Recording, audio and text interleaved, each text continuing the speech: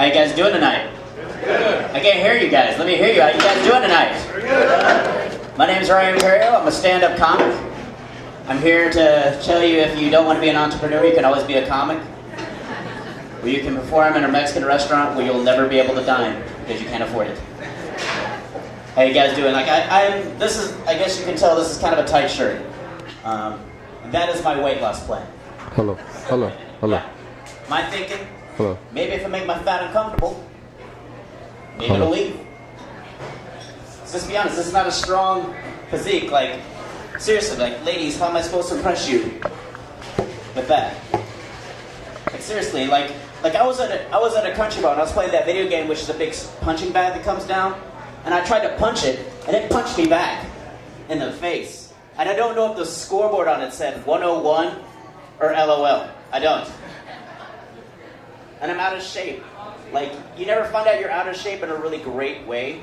Like, you just always find out like an embarrassing way. And that was embarrassing for me, so I joined a gym. Yeah, and the first thing I did is I tried yoga. Yeah, and for those of you, I'm going to stand by here so y'all can see me. For those of you that don't know how flexible I am, kaboom. This is it. This is as far as I can bend over to touch my toes. I look so ridiculous in that yoga class. Mainly because they made me wear a helmet. I hate going to work out at the gym though, either. Oh, thank you. That much better. Awesome. Now you can really hear me. But I go to the gym, and I don't want to go to the gym during the day anyways. I'd like to go at night. Like, where people aren't there to just look at me, because, like, there's all kinds of things at the gym I don't like people to see. And but I drink a lot, and you can't set a treadmill to stagger. But the worst part about joining the gym for me, hands down, was the free personal training session I received when I joined. Because personal trainers are terrible human beings. They are. Because they'll come up to and talk to you in their own little language that they expect you to know what they're talking about, that they don't explain any of it to you. Like, he comes up to me talking about rip, shred, tear. No, we're not. We're going to do a little thing I like to call try. Then, he said we, which meant me, was going to work out until failure. Yeah. I just looked in the mirror. I was like, done. Since you guys are entrepreneurs, let me give you a little tip. If you end up like having a large company, don't put your employees in cubicles. Please, don't put your employees, because that's my day job, is I work in a cubicle. And I feel like every company rubs it in my face that I work in a cubicle, because every email at the very bottom says, we respect your privacy. No, you don't. There's nothing back here. Like, if you want to respect my privacy, stop writing me up every time you see me on Monster.com looking for a new job. How about that? How about respect my privacy then? Like, my job has like a bunch of posters and stuff, like motivational posters, like teamwork and stuff. You know, you don't need to put a poster on the wall to motivate me to work. You can just put my bills up on the wall, just all of them. You can just put them right there. I have a car payment that's 3 months behind. We can teamwork that. We can teamwork that instead of the iceberg. I work in a cubicle and I have to decorate my cubicle. That's the worst part about working in a cubicle, is you have to decorate it. And I basically decorated in my cubicle and it says, don't talk to me. That's the decor I was going for. Like, I have the betta fish, little betta fish in the glass bowl. If you don't know anything about betta fish, you put more than one betta fish in a glass bowl together, they'll fight all the time. Same thing goes for if you put another person in a cubicle. Go away. Like, people come up and talk to you in a cubicle. They just come up and talk to you about meaningless stuff they do during the day, like things that are not even work related. Like, I had a guy come to my cubicle and brag to me about solving a Rubik's Cube puzzle. Yeah, the toy from 1981. It's only taken him 33 years to solve it, but thank goodness I was there to share that moment. He was like, check it out, Ryan. Yeah. Look, I'm a problem solver. Look, every single color is on its own separate side. So I went to HR, reported him as a racist. Work in tech support. And what I've realized by working in tech support is technology has like totally turned our society, like it's made the people that I used to fear as a child, like weak. Like my mom. Okay, my mom used to be the most fearsome thing to me. My angry mother coming at me was terrifying, okay? That's a terrifying woman, okay? This same woman, you put a laptop computer in front of her with an hourglass on it, tears. Just tears. She's like, Ryan, I clicked it. It's not moving. Ryan, I clicked it. It's not moving. There's something wrong with this computer, Ryan Blake. It's still not moving. Do I need to click it again? I'm clicking it again. I'm clicking it. It's not moving. Ryan Blake, what's going on? I don't understand. This computer shouldn't be this slow. It shouldn't be this slow. This computer's brand new. This is a brand new computer we bought 3 years ago. It's still new. What's wrong, Ryan Blake? It's a virus, isn't it? There's a virus on your mother's computer, isn't there? There's a virus. You need to come look at this computer right now, Ryan Blake. There's a virus on my computer right now. Because there's a virus. And look, someone's stealing your mother's identity, Ryan Blake. Someone's hacking your mother. Someone's hacking your mother. So what you're going to do when your mother's being hacked, Ryan Blake? You're going to sit there. You're going to sit there while your mother's being hacked. Someone's stealing your mother's identity, Ryan Blake. You're going to sit there. This is what you're going to do. This is what you're going to do when your mother's identity is being stolen.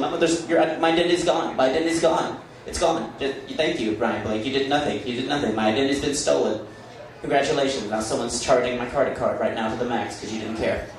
I did everything for you, Ryan Blake. Everything.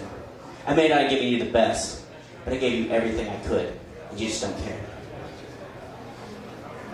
Mom, relax. First of all, Mom, you're $30,000 in debt. If someone's stealing your identity, they'll give it back. And hacking you for what? The recipes you post on Pinterest every day, a new recipe you post on Pinterest, a new one? Like, there's a hacker out there that's lonely, that's out there just hacking people for recipes. Like, what? Recipe for cheese souffle? Not anymore. Kids are technology even worse. Like, I get so angry at my nephew because he has an iPhone. Like, how cool is it to be a kid now with an iPhone? Like, he did this move to me that they do nowadays, these kids do with their cell phones when you're talking to them. In the middle of your conversation with them, out of nowhere, they just pull their cell phone out and just look at it. Just look at it and wait for you to stop talking. I felt like an old man. Like I had a grandpa story with my nephew at that moment, at 38 years old. I was like, you lucky. You know what? When I was your age, you know what I had to do when I didn't want to talk to an adult? Yeah, we didn't have fancy iPhones back in my day. You know what I had to do? I had to stare at the floor. Yeah, in the 90s, if you didn't want to talk to people, you had to do this.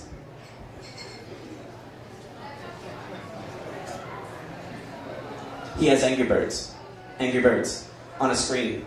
I had, I guess, a dirty floor. It's not fair. I wish I had an iPhone. Like, I wish I could just ignore people with fun. That would be so great. Let's see here what else I want to talk about. I'm big into sports. I am. My dad's not. And I feel like I could be an amazing athlete if my dad just actually was in the sports with me. Like, if my dad just supported me, like, I could be an amazing baseball player. Like, I could be the greatest baseball player ever. Because my dad liked HGTV. No, instead of sit out in right field, shagging fly balls, I'm out there looking at the landscape like, well, if we could put a stone patio back here, well, we can also put a bird bath. That'd be fantastic. Let's see here, I'm 37. Anybody here try online dating? I'm not really good at it, because I don't know how to Photoshop. Like, seriously, like, I dated a girl for 9 months on online dating. She was an entrepreneur. I'm kidding, she worked at a haunted house. I wish I was making that up. That one's true. She worked at a haunted house. That's what I had to explain to my parents, okay? This is my girlfriend, the person that works in a haunted house. Can I just say, after dating a girl for 9 months that worked at a haunted houses don't scare me. They really don't. Blood, guts, zombies, doesn't scare me at all. No. I'm a 37-year-old man with no money in savings and no financial future. That's fear. You want to see a real haunted house? Let's go to my one-bedroom apartment. That's a real haunted house, all right? It's a gated community, too. And what I've realized by living in a gated community is you know what kind of gated community you live in by the way your gate opens. Yeah, when you live in a really nice gated community, they open like this, like, oh. When you live in the bad ones, they just open those sides like welcome to prison and just pulls you aside. Basically what I'm trying to say is I live in Mesquite. I actually work in Mesquite too. I had to walk to work one day because my car was broken because the payments went on it. I had to walk to work. You know how embarrassing it is to have to walk your way to work? Like just that close that you could actually, you know, make it on foot. Like that's how I feel like I was like, I could do so much better. But I live in Mesquite, and I drink a lot. And when you drink a lot, there's nothing worse than driving home late at night, like at 2 in the morning. Because now I'm doing things I'm not used to, like stay in one lane, drive the speed limit. I can't even do that sober. But at 2 in the morning, just to taunt you, you'll have a cop car in the far right-hand lane going 1 mile below the speed limit. And the whole time you're coming up on, you got to take the next exit. Take it. Okay? You're not taking that exit. Are you kidding me? All right? All right. So the next exit's a 1/4 mile away. We can take that one. All right? You're not taking that one here. Are you kidding me? Are you kidding me? It's Mesquite, Texas. Are you kidding me? I see crud. I see crud. So yeah. You get in that slow, extremely awkward pass. Just. What do you do for that 10 minutes you're together? Does anyone just give up? Anybody just give up and just wave at the cop? Just. See, I don't do that. I like to play games. I got a game called DUI Chicken. Yeah, what I do, I get right alongside the cop car, make eye contact with the cop, and then I do a field sobriety test right there behind the wheel of my car just while it's going. Just.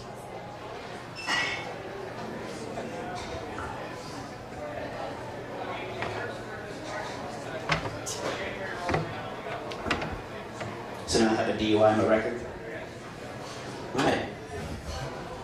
Do a couple more that I got out here, guys. I recently hit rock bottom. I had to buy a shirt at Walmart. Not this one. I don't know if any of you had the pleasure of buying clothes at Walmart, but Walmart doesn't make you feel better about the fact you're buying clothes at Walmart. Yeah. I don't know if you know what their clothing label is. I'm going to tell you. It's called Faded Glory. Thank you, Walmart. Like I didn't know my glory had faded. Not only that, they size things differently at Walmart. Like the S inside the shirt didn't stand for small. The S stood for slim. What the heck is slim? And more importantly, what is it doing at Walmart? You obviously don't shop at your own store. But then I kept thinking about maybe that's how Walmart sizes shirts. Like they size the shirt by the chance of the shirt actually fitting you. So S, slim. There's a slim chance that this shirt is going to fit you. Put it back. What about M? Maybe.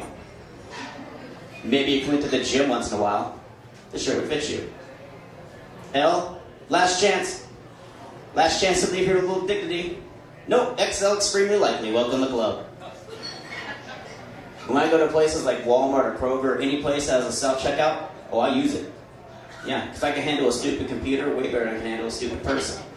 And self-checkout is stupid. It's the only computer that can't do math. Like in my head, behind that machine is a little number 2 pencil and some scratch paper. It's just doing the math problem with you. And when it can't figure it out, it just airs out and embarrasses you. Like in my head, behind that screen, it's just doing this. Boop, $1.75. Oh, okay, $1.75. Boop, $2.50. Okay, $1.75 plus $2.50. Okay, it's 5 plus 0. Boop. Hold on a second, please. Just give me a second. Hold on a second. Boop. Control your kid. All right, control your kid. Send a play thing. Boop. You know what? Unknown item in the bagging area. Please remove this item. Not that one. No, a 10 has been notified. Last thing, guys, is I've been watching the news recently, and I noticed on the news they've been talking about America being in debt. And they're saying America is so far in debt that they could actually default on some of their loans. Is there nothing more American than that? To be the country hiding from other countries' bill collectors, just be that country with, hello? It's China. Hola, this is Mexico. You guys, it's been a pleasure. You guys, you ready to have a good time? I can't hear you. Are you ready to have a good time? Let's bring Nick back up here, ladies and gentlemen.